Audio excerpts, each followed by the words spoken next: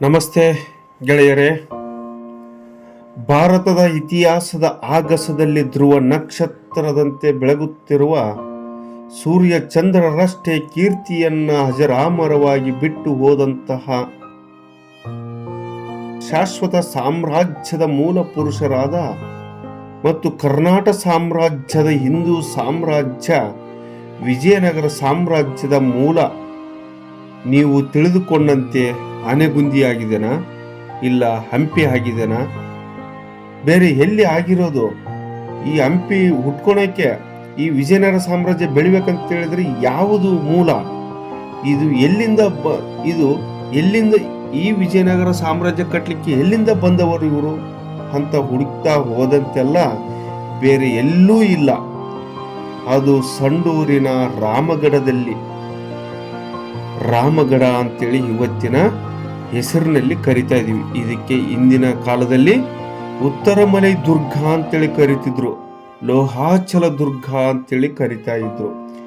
ಈ ನಿಗೂಢವಾಗಿ ಮಣ್ಣಲ್ಲಿ ಮಣ್ಣಾಗಿ ಹೋಗುತ್ತಿರುವ ಅಲ್ಪ ಸ್ವಲ್ಪ ಕುರುಹುಗಳನ್ನ ಮತ್ತು ಚಿಕ್ಕ ಚಿಕ್ಕ ಮನೆಗಳಲ್ಲಿ ತೀರಾ ಬಡತನದಲ್ಲಿ ವಾಸಿಸುವ ಈ ವಂಶಸ್ಥರೊಂದಿಗೆ ನಾನು ಹೋಗ್ತಾ ಇರೋದು. ಈ ಗಂಡುಗಲಿ ಕುಮಾರರಾಮತ್ ಮತ್ತು ಕಂಪಿಲ ರಾಯನ ವಂಶಸ್ಥರು ಇವರು. ನಿಮಗೆ ಈ ದಿನ ತೋರಿಸಲು ಇಂಥ ಅಭೇದ್ಯವಾದ ಕೋಟೆಯನ್ನ, ವಿಶಾಲವಾದ ಹಂಪಿ ಬೆಳಿಲಿಕ್ಕೆ, ಹೆಮ್ಮರವಾಗಿ ಬೆಳಿಲಿಕ್ಕೆ ಕಾರಣ ಯಾರು ಇರಬಹುದು, ಇದರ ಸಸಿ ಹುಟ್ಟಿದ್ದು ಎಲ್ಲಿ ಎಂದು ತೋರಿಸುತ್ತೇನೆ. ಬಹಳ ಆಘಾತಕಾರಿಯಾಗಿರ್ತಕ್ಕಂಥ, ಅತ್ಯಂತ ನೋವಿನ, ರೋಮಾಂಚನಕಾರಿಯಾಗಿರ್ತಕ್ಕಂಥ ಘಟನೆ ನಡೆದ ಸ್ಥಳ ದಕ್ಷಿಣ ಭಾರತದಲ್ಲೇ ಇಲ್ಲ. ಇಂಥ ಘಟನೆ ನಡೆದಿರ್ತಕ್ಕಂಥದ್ದು. ಈ ಘಟನೆ ನಡೆಯಲು ಸಾಧ್ಯವಿಲ್ಲದಷ್ಟು ನೋವುಗಳನ್ನು ತುಂಬಿಕೊಂಡಂತಹ ಈ ಸ್ಥಳವನ್ನ ತೋರಿಸ್ತಾ ಇದ್ದೀನಿ. ಬನ್ನಿ ಗೆಳೆಯರೆ. ಇಲ್ಲಿನ ಅರಸರು ವಿಗ್ರಹ ಭಂಜಕರಿಗೆ ಬೆನ್ನು ಮುಟ್ಟಿ ನೋಡಿಕೊಂಡು ಹೋಗುವಂತೆ ಮಾಡಿರ್ತಕ್ಕಂಥ ಅರಸರು, ದಕ್ಷಿಣ ಭಾರತವನ್ನ ಕಾಪಾಡಿದ ಶೂರರು. ಈ ಕಾಡನ್ನ ಲೋಹಾಚಲವನವೆಂದು ಕರಿತಾ ಇದ್ದೇವೆ. ಲೋಹಾಚಲವನ ಅಂದ್ರೆ ಇಲ್ಲಿ ಲೋಹಗಳು ಸಿಗ್ತಾ ಇದ್ವು ಅಂತೇಳಿ ಕರಿತಾ ಇದ್ದಾರೆ. ಅಂದ್ರೆ ಈಗನು ಡಿಗ್ಗಿಂಗ್, ಮೈನಿಂಗ್ ಮಾಡ್ತಾ ಇದ್ದಾರೆ. ಕಬ್ಬಿಣ ಅದಿರು ಸಿಗ್ತಾ ಇದೆ.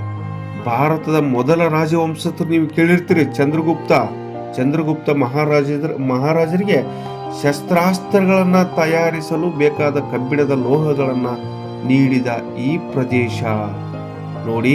ನಾನಿಲ್ಲಿ ಬರ್ತಾ ಇದ್ದೀನಿ. ಈ ಕೋಟೆ ಯಾರು ಕಟ್ಟಿದ್ರು? ವೀರ ಕಂಪಿಲರಾಯ ಕಟ್ಟಿರ್ತಕ್ಕಂಥ ಕೋಟೆ. ಇಲ್ಲೇ ಹುಟ್ಟಿ ಬೆಳೆದಿರ್ತಕ್ಕಂಥ ಗಂಡುಗಲಿ ಕುಮಾರರಾಮ. ಈ ಗಂಡುಗಲಿ ಕುಮಾರರಾಮ ಬೆಳೆದಿರ್ತಕ್ಕಂಥ ಪ್ರದೇಶ. ಈ ಬಾವಿಯ ಇತಿಹಾಸವನ್ನು ನಾನು ಒಮ್ಮೆ ಹೇಳ್ತೇನೆ, ಕೇಳಿಸ್ಕೊಳ್ಳಿ. 800 ವರ್ಷಗಳಷ್ಟು ಹಳೆಯದಾದ ಬಾವಿ ಇದು.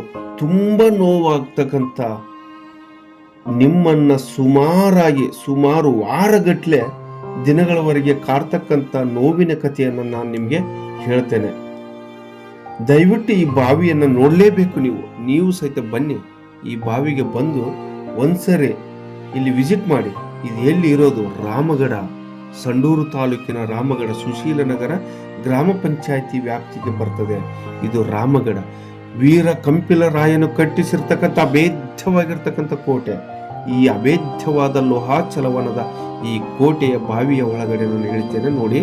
ಇದು ಆಲದ ಮರದ ನರಗಳಂತೆ ಇದು 800 ವರ್ಷಗಳಷ್ಟು ಹಳೆಯದಾದ ಬಾವಿ. ಈಗಿನ ರಾಜಕೀಯ ವ್ಯಕ್ತಿಗಳು ಮತ್ತು ಈಗಿನ ಸರ್ಕಾರಗಳು ಇಂತಹ ಪ್ರೇಕ್ಷಣೀಯವಾಗಿರ್ತಕ್ಕಂಥ ಸ್ಥಳಗಳನ್ನ ರಕ್ಷಣೆ ಮಾಡಿ ಇಟ್ಕೊಳ್ಳಿಕ್ಕೆ ಆಗೋದಿಲ್ಲ. ಈ ಒಂದು ಬಾವಿಯ ಕಥೆಯನ್ನು ಕೇಳಿದರೆ ನಿಮಗೆ ತುಂಬಾ ನೋವಾಗ್ತಕ್ಕಂಥ ವಿಷಯ. ಈ ಇತಿಹಾಸವನ್ನ ತಿಳ್ಕೊಬೇಕಂದ್ರೆ ಮೊದಲು ನಾವು ಸೆವಣರ ರಾಜನಾಗಿರ್ತಕ್ಕಂಥ ರಾಮಚಂದ್ರ ದೇವ ಮುಮ್ಮಡಿ ಸಿಂಗ ನಾಯಕನಿಗೆ ದನಕನಕಾದಿಗಳನ್ನ ಕೊಡ್ತಾನೆ. ಯಾರಿಗೆ? ಮುಮ್ಮಡಿ ಸಿಂಗ ನಾಯಕನಿಗೆ.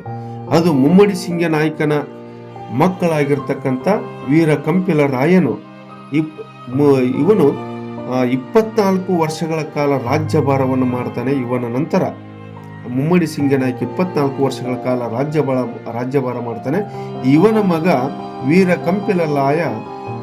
ಕಂಪಿಲರಾಯನು ಲೋಹಾಚಲವನ ಈಗ ಈ ಹಿಂದೆ ಕರಿತಕ್ಕಂಥದ್ದು ಹೊಸಮಲೆ ದುರ್ಗ, ರಾಮಗಢ, ಈಗ ಕರಿತಕ್ಕಂಥ ರಾಮಗಢ, ಅಭೇದ್ಯವಾಗಿರ್ತಕ್ಕಂಥ ಕೋಟೆಯನ್ನು ಕಟ್ಟಿಕೊಂಡು ದನ ಕನಕಾದಿಗಳೊಂದಿಗೆ ರಾಜ್ಯವನ್ನ ಆಳ್ತಾನೆ. ಇವನ ದರ್ಬಾರ ಆಳ್ವಿಕೆಯನ್ನು ನೋಡಿದ ದೆಹಲಿ ಸುಲ್ತಾನರು 4 ಬಾರಿ ಇವನ ಮೇಲೆ ಯುದ್ಧವನ್ನ ಸಾರ್ತಾರೆ. ಅಲ್ಲಾವುದ್ದೀನ್ ಖಿಲ್ಜಿ ಮತ್ತು ಮಲಿಕ್ ಕಾಫರ್ ಪದೇ ಪದೇ ದಾಳಿ ಮಾಡ್ತಾರೆ. 4 ಬಾರಿ ಯುದ್ಧ ಮಾಡಿ ಈ ಒಂದು 4 ಬಾರಿ ಯುದ್ಧದಲ್ಲಿ ಸಹಿತ ದೆಹಲಿಯ ಸುಲ್ತಾನ ಅಲ್ಲಾವುದ್ದೀನ್ ಖಿಲ್ಜಿ ಮತ್ತು ಮಲಿಕ್ ಕಾಫರ್ನಿಗೆ ಸೋಲನ್ನ ಕಾಣಿಸಿರ್ತಕ್ಕಂಥ ಏಕೈಕ ವ್ಯಕ್ತಿ ಈ ಒಂದು ವೀರ ಕಂಪಿಲರಾಯನ ಆಗಿರ್ತಾನೆ. ಎಂತಹ ವೀರನಂತೇಳಿ ನೀವು ತಿಳ್ಕೊಳ್ಳಿಕ್ಕೂ ಊಹೆ ಮಾಡ್ಲಿಕ್ಕೂ ಆಗದೆ ಇರತಕ್ಕಂಥ ಅಭೇದ್ಯವಾಗಿರ್ತಕ್ಕಂಥ ಕೋಟೆಯನ್ನ ಈ ಗುಡ್ಡದ ಈ ತಪ್ಪಲಿನಲ್ಲಿ ಮೇಲುಗಡೆ ಕಟ್ಟಿರ್ತಾನೆ. ಇವನಿಗೆ ಗೊತ್ತಿಲ್ಲದೆ ದ್ವಾರ ಸಮುದ್ರದ ಮಲಿಕ್ ಕಾಫರ್ನು ದ್ವಾರ ಸಮುದ್ರದ ಆಗಾಗಲೇ ವೀರಬಲ್ಲಾಳನು ಸತ್ತು ಹೋಗಿರ್ತಾನೆ. ಅವನ ಮಗನಾಗಿರ್ತಕ್ಕಂಥ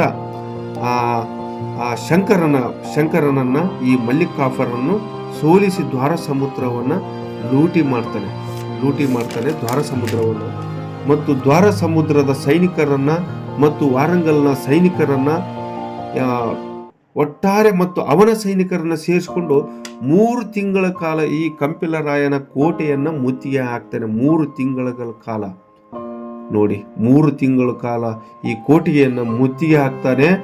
ಈ ಕೋಟೆ 3 ತಿಂಗಳ ಯುದ್ಧ ಮಾಡಿದ ನಂತರ ಈ ಒಂದು ಕಲ್ಲು ಸಹಿತ ಅಲುಗಾಡಿಸಲು ಆಗೋದಿಲ್ಲ. ಒಂದು ಚಿಕ್ಕ ಹಂದಿಯನ್ನು ಸಹಿತ ಸಾಯಿಸ್ಲಿಕ್ಕೆ ಆಗೋದಿಲ್ಲ 3 ತಿಂಗಳ ಕಾಲ. ಒಟ್ಟಾರೆ ಅವನ ಮಲಿಕ್ ಕಾಫರ್ನ ಸೈನ್ಯ ಎಷ್ಟು ದೊಡ್ಡದಿರ್ತದೆ ಅಂತ ಹೇಳಿದ್ರೆ 9 ಲಕ್ಷ ಸೈನಿಕರು, 60,000 ಕುದುರಾಳುಗಳು, 40,000 ಗಜಪಡೆ ಇಟ್ಕೊಂಡು ಬಂದಿರ್ತಾನೆ. ಈ 3 ತಿಂಗಳ ಕಾಲ ಯುದ್ಧ ಮಾಡ್ತಾನೆ ಈ ವೀರ ಕಂಪಿಲರಾಯನ ಮೇಲೆ. ಸುಮಾರು 3 ತಿಂಗಳ ಕಾಲ ಈ ಹೊಸಮಲೆ ದುರ್ಗದ ಕೋಟೆಯನ್ನು ಮುತ್ತಿಗೆ ಹಾಕ್ತಾನೆ. ಮಲಿಕ್ ಕಾಫರ್ನಿಗೆ ಏನು ಮಾಡ್ಲಿಕ್ಕೆ ಆಗೋದಿಲ್ಲ. ವೀರ ಕಂಪಿಲರಾಯ ಧೀರತನ, ಶೂರತನ ಈ ಅಭೇದ್ಯವಾದ ಕೋಟೆಯನ್ನು ಹೇಗೆ ಇತ್ತೆಂದು ನಿಮಗೆ ಊಹೆ ಮಾಡಿಕೊಳ್ಳಬಹುದೇ, ನೀವೇ ಹೇಳಿ. ಮತ್ತೊಂದು ವಿಷಯವೆಂದರೆ ವಾರಂಗಲ್ನ ಕಾಕತೀಯ ಭಾವಸಂಗಮ ಹಳಿಯ ಮತ್ತು ಕಾಮಗೇತಿಯ ನಾಯಕ ಇವನ ಹಳಿಯಂದಿರು ಸಹ ಇವನಿಗೆ ಸಪೋರ್ಟ್ ಮಾಡಲಿಕ್ಕೆ ಬರ್ತಾರೆ. 3 ತಿಂಗಳ ಕಾಲ ಇಲ್ಲೇ ಉಳ್ಕೊಂಡು ಈ ಕೋಟೆಯ ಇವನ ವೀರ ಕಂಪಿಲರಾಯನಿಗೆ ಸಪೋರ್ಟ್ ಮಾಡಲಿಕ್ಕೆ ಇರ್ತಾರೆ. ಅಂತ ಸಮಯದ 3 ತಿಂಗಳ ಕಾಲ ಈ ಒಂದು ಆಹಾರ, ನೀರು ಎಲ್ಲವುದನ್ನು ಖಾಲಿ ಆಗ್ತದೆ. ಕೋಟೆ ಒಳಗಡೆ ಇರ್ತಕ್ಕಂಥದ್ದು ಖಾಲಿಯಾದಾಗ ಇನ್ನೇನು ಮಾಡಬೇಕು? ಕೋಟೆಯ ಬಾಗಿಲನ್ನು ತೆಗಿಬೇಕು. ಅಂತ ಸಂದರ್ಭ ಬರ್ತದೆ. ಆಗ ವೀರ ಕಂಪಿಲರಾಯನಾಗಿರ್ತಕ್ಕಂಥನು ಊರಿನಲ್ಲಿರ್ತಕ್ಕಂಥ ಎಲ್ಲ ಸಮಸ್ತ ಜನರನ್ನ ಕರೆಸಿ ಎಲ್ಲ ಹೆಣ್ಣು ಮಕ್ಕಳಿಗೆ, ವೃದ್ಧರಿಗೆ, ಎಲ್ಲ ಸೈನಿಕರಿಗೆ ಎಲ್ಲರಿಗೂ ಹೇಳ್ತಾನೆ, ಈಗ ನಿಮಗೆ ಒಂದು ಒಳ್ಳೆ ಕಾಲ ಕೂಡಿ ಬಂದಿದೆ. ವೀರ ಸ್ವರ್ಗಸ್ಥರಾಗಲು ನಾವು ರೆಡಿ ಆಗಬೇಕು. ನಮ್ಮ ಕೋಟೆ ಸುತ್ತಮುತ್ತಲು 9 ಲಕ್ಷ ಸೈನಿಕರು, 60,000 ಕುದುರಾಳುಗಳು ಮತ್ತು 40,000 ಗಜಪಡೆಗಳು ಸೈನಿಕರು ಒಟ್ಟು ಯುದ್ಧ ಮಾಡಲಿಕ್ಕೆ ನಮ್ಮ ಕೋಟೆಯನ್ನು ಸುತ್ತುವರಿದಿದ್ದಾರೆ. ನಮ್ಮದು ಕೇವಲ ಇರತಕ್ಕಂಥ 5,000 ಸೈನಿಕರು ಹೋರಾಡಬೇಕಾಗಿರ್ತಕ್ಕಂಥ ಪರಿಸ್ಥಿತಿ ಬಂದಿದೆ. 5,000 ಒನ್ಸಗೆ ಮತ್ತೆ ತಿಳ್ಕೊಳ್ಳಿ. 9 ಲಕ್ಷ ಸೈನಿಕರು, 60,000 ಕುದುರಾಳುಗಳು, 40,000 ಗಜಪಡೆ. ವೀರ ಕಂಪಿಲರಾಯನ ಸೈನ್ಯ ಇದ್ದಿದ್ದು ಕೇವಲ 5,000 ಸೈನಿಕರು. ಇವನ ಸೈನ್ಯಕ್ಕೆ ಹೋರಾಡಬೇಕಾದ ಪರಿಸ್ಥಿತಿ ಬಂದೇ ಒದಗುತ್ತದೆ. ಅಂತ ಸಮಯದಲ್ಲಿ ಇಂಥ ಮತಾಂಧರ, ಇಂಥ ವಿಗ್ರಹ ಭಂಜಕರ ಕ್ರೂರಿಯಾಗಿರ್ತಕ್ಕಂಥ ಮಲಿಕ್ ಕಾಫರ್ನ ವಿರುದ್ಧ ನಾವು ಹೋರಾಡಲೇಬೇಕು. ವೀರ ಸ್ವರ್ಗ ಸೇರಬೇಕು. ಈ ಕೋಟೆಯ ಬಾಗಿಲನ್ನ ಇವತ್ತು ನಾವು ತೆಗಿಲೇಬೇಕು. ತೆಗೆಯದೇ ಇದ್ದರೆ ನಮಗೆ ಊಟ, ಅನ್ನ, ನೀರು ಇಲ್ಲಾರ್ದನ್ನ ಸಾಯಬೇಕಾಗ್ತದೆ. ಯಾರ್ಯಾರು ಸ್ವರ್ಗಸ್ಥರಾಗಬೇಕು, ಯಾರ್ಯಾರು ನಮ್ಮ ಜೊತೆ ಬರುವವರಿದ್ದೀರಿ, ಸ್ವರ್ಗಸ್ಥರಾಗುವವರು ನಮ್ಮ ಜೊತೆ ಬರಬಹುದು ಅಂತ ಹೇಳಿ ಹೇಳ್ತಾನೆ ಊರಿನ ಜನರಿಗೆ. ಆಗ ಹೆಣ್ಮಕ್ಳು, ತಾಯಂದಿರು, ಮಕ್ಕಳು ಮತ್ತು ರಾಣಿ ಹರಿಯಾಲ ದೇವಿ ಸಹಿತ ಸೇರ್ಕೊಂಡು, ದೊರೆಯೇ, ನೋಡಿ ಎಂಥ ಮಾತನ್ನ ಹೇಳ್ತಿದ್ದಾನೆ, ದೊರೆಯೇ ವೀರ ಸ್ವರ್ಗವನ್ನ ನಿಮಗಿಂತ ಮುಂಚೆಯೇ ನಾವು ಹೋಗಿ ಸ್ವರ್ಗದಲ್ಲಿ ನಿಮ್ಮನ್ನ ದೀಪಗಳಿಂದ ಮತ್ತು ಮಂಗಳಾರತಿಗಳಿಂದ ಆ ಹೂವು ಅಲಂಕಾರಗಳಿಂದ ನಿಮ್ಮನ್ನು ಸ್ವಾಗತಿಸಲು ನಿಮಗಿಂತ ಮುಂಚೆಯೇ ಹೋಗಿ ಸ್ವಾಗತಿಸುತ್ತೇವೆಂದು ಬಾವಿಗೆ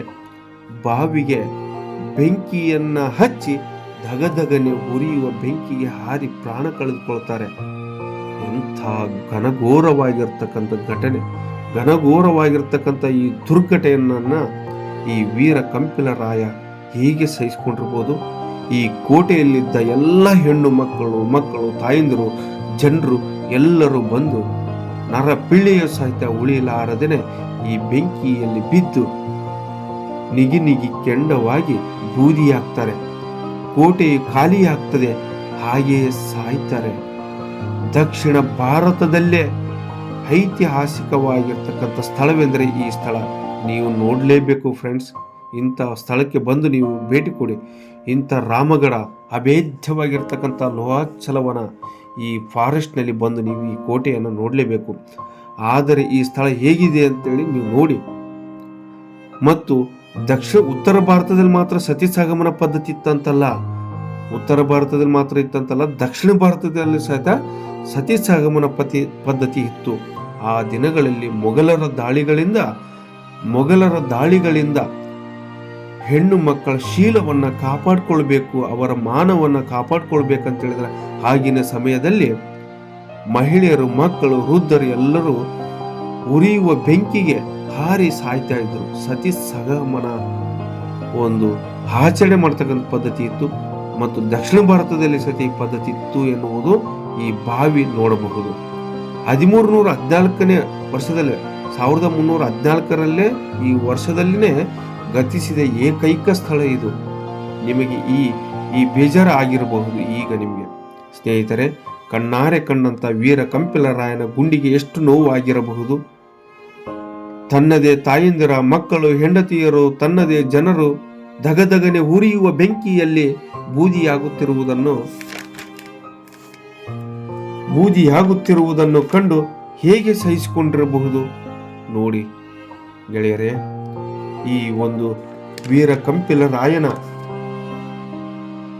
ಐತಿಹಾಸಿಕ ಸ್ಥಳವನ್ನು ನಾವು ನೋಡಿದರೆ ಮೈ ರೋಮಾಂಚನವಾಗ್ತದೆ. ಇದೆಲ್ಲ ಕೋಟೆಯ ಪ್ರದೇಶ, ಇದೆಲ್ಲ ಕೋಟೆಯಲ್ಲಿ ಇರ್ತಕ್ಕಂಥ ಮನೆಗಳು, ಅರಮನೆಗಳು, ವಾಸ ಮಾಡತಕ್ಕಂಥ ಪ್ರದೇಶವಾಗಿತ್ತು ಈ ಹಿಂದೆ. ಬಟ್ ಈಗ ಸ್ಮಶಾನದ ಮೌನ. ಆ ಬಾವಿಯು 800 ವರ್ಷಗಳ ಬಾವಿ. ಈ ಬಾವಿಯನ್ನು ನೋಡಿದರೆ ನಿಮಗೆ ಗೊತ್ತಾಗ್ತದೆ ಎಷ್ಟೋ ಸಾವಿರಾರು, ಲಕ್ಷಾನುಗಟ್ಟಲೆ, ಸಾವಿರಾರು ಜನ ಆ ಕೋಟೆಯ ಒಳಗಡೆ ಇರ್ತಕ್ಕಂಥ ಎಲ್ಲ ಸಾವಿರಾರು ಜನ ಈ ಬಾವಿಗೆ ಹಾರಿ ಪ್ರಾಣವನ್ನು ಕಳೆದುಕೊಂಡ್ರು. ವೀರ ಕಂಪಿಲರಾಯ ಈ ದೆಹಲಿಯ ಸುಲ್ತಾನರ ಒಂದು ಆಳ್ವಿಕೆಗೆ ಬಿಡಬಾರ್ದು, ನಮ್ಮ ಮಹಿಳೆಯರನ್ನು ಬಿಡಬಾರ್ದು, ಏನಾದರೂ ಮಾಡಿ ಅವ್ರನ್ನ ಸೋಲಿಸಲೇಬೇಕಂತೇಳಿ 5,000 ಸೈನಿಕರನ್ನ ಇಟ್ಕೊಂಡು ಹೋರಾಡಿರ್ತಕ್ಕಂಥ ಅತಿ ಪರಾಕ್ರಮಿ, ಅತಿ ಮೇಧಾವಿ, ಇಂಥ ಶೂರ ಧೀರನನ್ನು ನಾವು ಈ ಮಣ್ಣಿನ ಗುಣದಿಂದಲೇ ಬಂದಿರತಕ್ಕಂಥದ್ದು. ಅದು ರಾಮಗಢದ ಮಣ್ಣು. ಈ ಮಣ್ಣಿನಲ್ಲಿ ಹುಟ್ಟಿರ್ತಕ್ಕಂಥ ಕಣದಲ್ಲೂ ರಕ್ತದಲ್ಲೂ ಶೂರತನ ಕಾಣ್ತಾ ಇದೆ, ಧೈರ್ಯತನ ಕಾಣ್ತಾ ಇದೆ. ಇಲ್ಲಿ ರಾಜವಂಶಸ್ಥರಿಗೆ ಹೋಗ್ತಕ್ಕಂಥ ವ್ಯಕ್ತಿ ರಾಣಿಯ ವಂಶಸ್ಥರು, ಗುಜ್ಜಲ ವಂಶಸ್ಥರು ಅಂತ ಕರಿತೇವೆ. ಗಂಡುಗಲಿ ಕುಮಾರರಾಮ ಮತ್ತು ವೀರ ಕಂಪಿಲರಾಯ ಅವರು ಪೂವಲ ವಂಶಸ್ಥರು, ನಾಯಕ ಕುಲದ ಈ ನಾಯಕ ಅಂದರೆ ಇಡೀ ವಿಶ್ವಕ್ಕೆ, ಇಡೀ ಭಾರತ ದೇಶಕ್ಕೆ ಧೈರ್ಯದಲ್ಲಿ, ಅತಿ ಪರಾಕ್ರಮಿಯಲ್ಲಿ ಮೊದಲನೇ ಸ್ಥಾನದಲ್ಲಿರ್ತಕ್ಕಂಥವ್ರು ಮತ್ತು ಕಠೋರವಾಗಿರ್ತಕ್ಕಂಥ ಯುದ್ಧಗಳನ್ನು ಎದುರಿಸ್ತಕ್ಕಂಥ ಅತಿ ಪರಾಕ್ರಮಿ ಮತ್ತು ಧೈರ್ಯವಂತರಂತಲೇ ಹೇಳಬಹುದು. ವೀರ ಕಂಪಿಲರಾಯನಿಗೆ ಒಬ್ಬ ರಾಣಿ ಇರ್ತಾಳೆ, ಹರಿಹರ ದೇವಿ, ಹರಿಯಾಲ ದೇವಿ ಅಂತಲೇ ಕರಿತೇವೆ. ಇವರಿಗೆ ಒಬ್ಬ ಮಗನಾಗಿರ್ತಕ್ಕಂಥ ವೀರ ಗಂಡುಗಲಿ ಕುಮಾರರಾಮ ಮತ್ತು 2 ಹೆಣ್ಣು ಮಕ್ಕಳು ಇರುತ್ತಾರೆ. ಒಬ್ಬ ಹೆಣ್ಣು ಮಗಳನ್ನ, ವೀರ ಕಂಪಿಲರಾಯನ ಮಗಳನ್ನ ವಾರಂಗಲ್ನ ಕಾಕತೀಯ ವಂಶದ ಭಾವಸಂಗಮನಿಗೆ ಕೊಟ್ಟು ಮದುವೆ ಮಾಡಿ ಕೊಡ್ತಾರೆ. ಇನ್ನೊಬ್ಬ ಮಗಳನ್ನ ಕಾಮಗೇತಿ ನಾಯಕ ಮಗನಾದ ಚಿತ್ರದುರ್ಗದ ಸಂಸ್ಥಾಪನಾಚಾರ್ಯನಾದ ಚಿತ್ರನಾಯಕನಿಗೆ ಕೊಟ್ಟು ಮದುವೆ ಮಾಡ್ತಾರೆ. ಈ ಒಂದು ಭಾವಸಂಗಮನ ಮಕ್ಕಳಾಗಿರ್ತಕ್ಕಂಥವರೇ ಹರಿಹರ ಮತ್ತು ಬುಕ್ಕರಾಯ, ಹಕ್ಕ ಬುಕ್ಕ ಅಂತೇಳಿ ನಾವು ಕರಿತೀವಲ್ವ. ಇವರೇ ಹಂಪಿಯ ಒಂದು ಸಾಮ್ರಾಜ್ಯ, ಹಿಂದೂ ಸಾಮ್ರಾಜ್ಯ ಕಟ್ಟಲಿಕ್ಕೆ ಸಂಸ್ಥಾಪನಾಚಾರ್ಯರು ಅಂತೇಳಿ ಕರಿತೇವೆ. ಹಾಗೆ ಚಿತ್ರದುರ್ಗದ ಕೋಟೆಯನ್ನ ಕಟ್ಟಿ ಬೆಳಿಲಿಕ್ಕೆ ಕಾರಣೀಕರ್ತರಾಗಿರ್ತಕ್ಕಂಥ ಚಿತ್ರನಾಯಕನ ಮಕ್ಕಳೇ ಚಿತ್ರದುರ್ಗದ ಮದಕರಿ ನಾಯಕರ ಒಂದು ವಂಶಸ್ಥರಂತಾನೆ ಕರಿತೇವೆ. ಎಂತಹ ವಿಪರ್ಯಾಸ ನೋಡಿ. ಇವರ ಮಕ್ಕಳೇ ಕರ್ನಾಟಕದಲ್ಲಿ ಚಿತ್ರದುರ್ಗದ ಕೋಟೆ ಮತ್ತು ವಿಜಯನಗರ ಸಾಮ್ರಾಜ್ಯದ ಕೋಟೆಯನ್ನ ಬೆಳೆಸಲಿಕ್ಕೆ ಕಾರಣೀಕರ್ತರಾಗಿರ್ತಕ್ಕಂಥ ಈ ಒಂದು ವೀರ ಕಂಪಿಲರಾಯ ಅಂತಲೇ ಕರಿತೇವೆ. ಈ ಒಂದು ಹಕ್ಕನ ಮತ್ತು ಮಾವನ ಮಕ್ಕಳು ವೀರ ಗಂಡುಗಲಿ ಕುಮಾರರಾಮನ ಹಕ್ಕನ ಮಕ್ಕಳೇ ಹರಿಹರ ಮತ್ತು ಬುಕ್ಕರಾಯ. ಇವರು ವಿಜಯನಗರ ಸಾಮ್ರಾಜ್ಯ ಬೆಳಿಲಿಕ್ಕೆ ಕಾರಣೀಭೂತರಾಗಿರ್ತಕ್ಕಂಥ ವೀರ ಗಂಡುಗಲಿ ಕುಮಾರರಾಮ. ಈ ಕುಮ್ಮಟ ದುರ್ಗದ 7 ಸುತ್ತಿನ ಕೋಟೆಯನ್ನ ಕಟ್ಟಿ ಆಳಿರ್ತಕ್ಕಂಥ ಗಂಡುಗಲಿ ಕುಮಾರರಾಮ. ಆ ಗಂಡುಗಲಿ ಕುಮಾರರಾಮ ಕೋಟೆ ಒಂದು ಅಭೇದ್ಯವಾಗಿರ್ತಕ್ಕಂಥ ಕೋಟೆ. ಇಷ್ಟೂ ವಿಷಯವನ್ನ ನಿಮ್ಮ ಮುಂದೆ ಪ್ರಸ್ತಾಪ ಮಾಡಿದ್ದೀನಿ. ಎಲ್ರಿಗೂ ತುಂಬಾ ಧನ್ಯವಾದಗಳು. ಇಂತಿ ನಿಮ್ಮ ಪ್ರೀತಿಯ ಬಳ್ಳ.